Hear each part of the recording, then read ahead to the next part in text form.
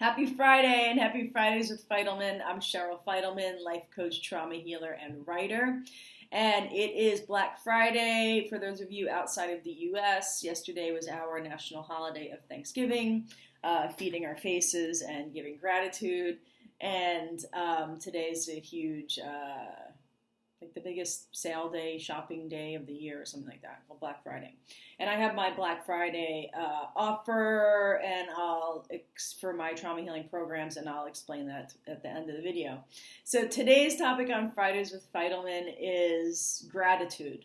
Gratitude for trauma, on the heels and the theme of yesterday's Thanksgiving. Giving gratitude for trauma. Why? Why would we be grateful for trauma? Thank you, trauma. Thank you very much for what? Why? Okay.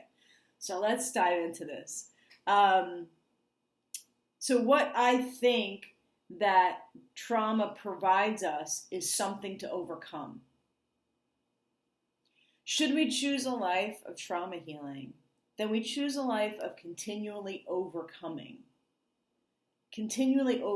obstacles, continually deprogramming our brain and reprogramming our brain, and not just living life with the programming we were provided as children, actually living a life of investigation, of detective work. How was I programmed? How did this trauma or series of traumas, overt or covert, because a lot of trauma is not just some huge event, right? A lot of us were just kind of subtly traumatized over time in the holding environments that we grew up in. And you know, on some level, to be human is to be traumatized, because different events happen over time in our childhood that shape the way in which we view the world. They shape the ways in which we feel safe or don't feel safe, or protect ourselves or not protect ourselves. The ways in which we notice our own experience and notice how we're being and the impact that we're having on others. Because oftentimes we actually weren't taught a separation. We weren't taught sovereignty. We were taught enmeshment. And that's how we were developed and how we programmed. So when we start to look at our trauma and how it has programmed us, and we start to create ourselves as sovereign beings, and start to objectify our programming, notice how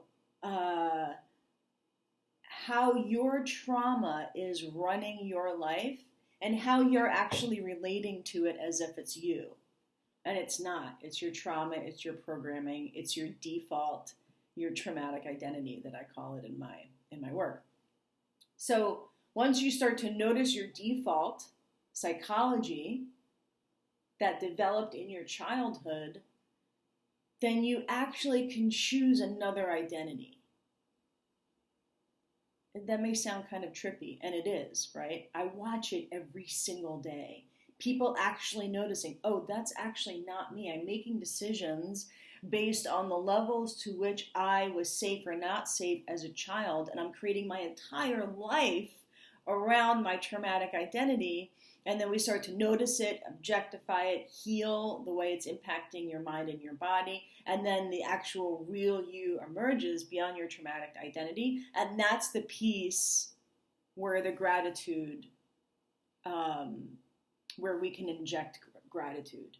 Thank you, trauma, for giving me something to overcome. Because if we didn't choose a life of consistently overcoming, then we actually would just be choosing the life that our trauma has created for us. We'd be living inside the box that was created by our trauma, and we wouldn't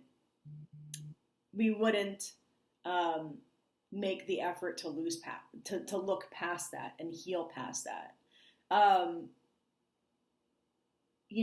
Living the job that is only possible when you haven't yet healed your trauma. Did I say living the job? I meant working the job, if that's what I said. Being in the relationship that you're in. And that relationship and the potential of that relationship is limited by the trauma that you have yet to heal. And once you heal that trauma, thank goodness, thank you, thank you self, thank you to everyone out there, gratitude to myself, gratitude to you, those who have taken the path to overcome. Now, I wanted to put acceptance in this as well. So once we choose a life to overcome, we choose a life of overcoming, aka a life of healing, then we can say thank you, trauma, for teaching me. Thank you, trauma, for teaching me who I am. Because once I know that I'm not my trauma, then I can actually start to search for who I am. So there's so many things that, sorry, my light is flickering. There are so many things, beautiful, wonderful challenges that our trauma provides us to overcome, should we choose to. Now, acceptance is a tricky one. Acceptance, I think, has been the trickiest one for me in my entire life. You know, I committed to myself when I was 12 years old that I would live a life of healing, that I would live a life of healing my trauma, and that was my commitment. Now, did I say that to myself? I didn't say that to myself, but it became an eternal contract. It was seeped into my body. I started therapy when I was 12, and I never, ever, ever, ever stopped. And then at some point in my 20s, I was like, that's when I actually said it to myself. I'm not going to stop this. I'm not going to stop this because I am reaping the rewards of what is on the other side of every little minuscule layer that I heal and remove from my view, right? I keep removing the filters of my view, and I was noticing every filter, even if one filter takes 5 years, it's worth it to experience what is on the other end of dissolving that filter. So where was I? Okay, so for me, gratitude is gratitude, commitment to a trauma healing path was really easy. Now, acceptance was really hard because if the point that the idea that I'm posing, if trauma provides us with the opportunity to have a life of overcoming, if trauma provides us with a life of the opportunity to continually grow wiser, to erase our childhood and emerge, right? So trauma also gives us this trauma healing gives us the opportunity for emergement, for resurgence. Now, what if we didn't have trauma? What if there was no trauma to be grateful for? Then are we only beings that are able to be traumatized so that we have something to overcome? Because what if we didn't have trauma, right? Then what would give us the challenge to overcome and grow? So where I think acceptance comes in is okay, great, we've had these traumatic events happen. Thank you, traumatic events, for giving me something to overcome. But why in the world would I have to experience something like that? Just to overcome it, right? So I've had a really hard time. For years, I had a hard time with acceptance. For example, my father died 16 years ago, which is crazy. I mean, it just feels like it happened yesterday. And I remember my dad was slowly dying of cancer. Like for 2 years, it was just like watching the worst horror movie I could possibly watch.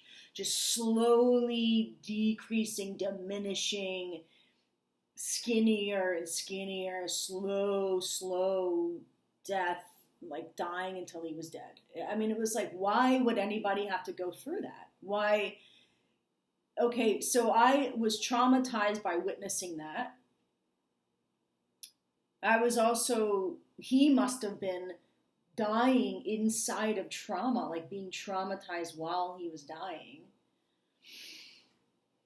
And then when he died, there were so many people who were saying, well, he's not in pain anymore. And I thought, okay, well, so why would somebody have to be put through so much pain that the only way to end that pain would be to die? Right? And then for me, as a daughter of a father that I looked up to, you know, accepting, like, my dad's dead and he had to suffer like massively.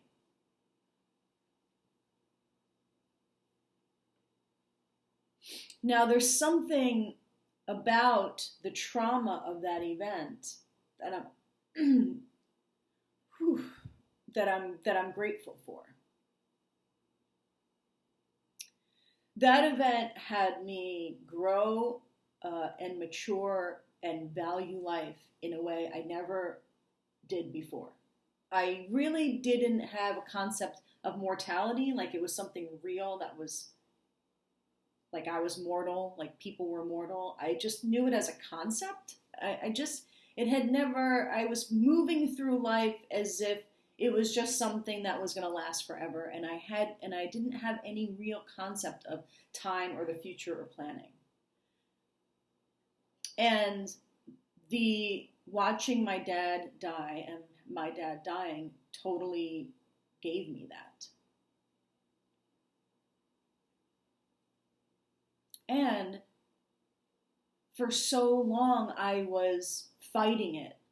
Why would this have to happen? Why? Why would anybody have to go through something like this? Why would anybody have to go through sexual trauma, physical abuse, sexual abuse, watching somebody die, people living on the streets, like all the type of trauma that is rampant in the world. And on some level, it's like, I don't know. And there's so many theories out there, well, maybe, his soul had to repent or learn a particular lesson from a previous life. Or there's also, in the trauma healing world, that when we don't heal our trauma, it sits in our body and could like metastasize in a cancerous way or in some autoimmune way if we don't heal our trauma. So there's always all these theories about it. And then at the same time, it's like we just have to be in acceptance.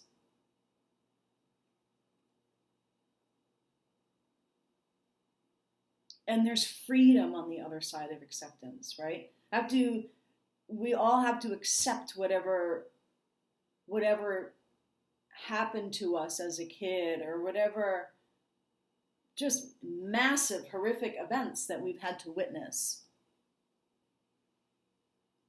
Things that are unanswerable. Why? Why would that have to happen? I had that trauma in order to overcome, right? Like I would have preferred to have my dad still living and not actually have to live, I would trade the lesson of my father's death, the lesson of my realization and relationship to mortality. I would trade that for my dad being alive. And there's an acceptance of it. Without any answers, I don't know why. I don't know why. I don't know why the things happen to you that happen to you.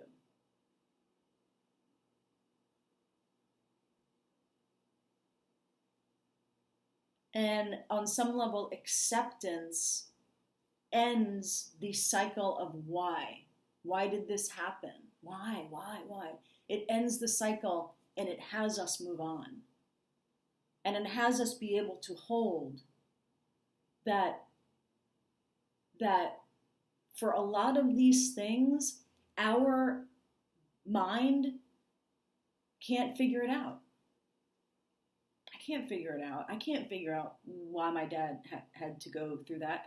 I can't figure out why the things that my clients share with me have happened to them, I can't figure out why that happened.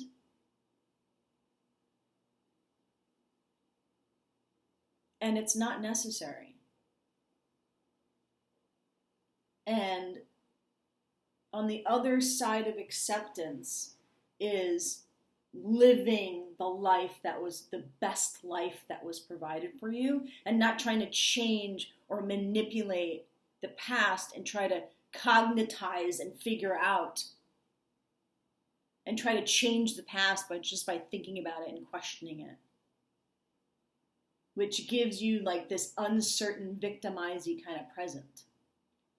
So there's this solidarity and sovereignty inside of accepting. And we don't have all the answers.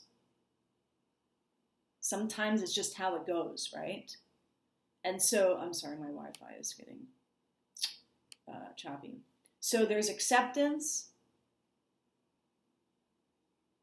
It's almost like, for such a simple way of putting it, it's like playing the hand you were dealt. All right, that's the hand you were dealt.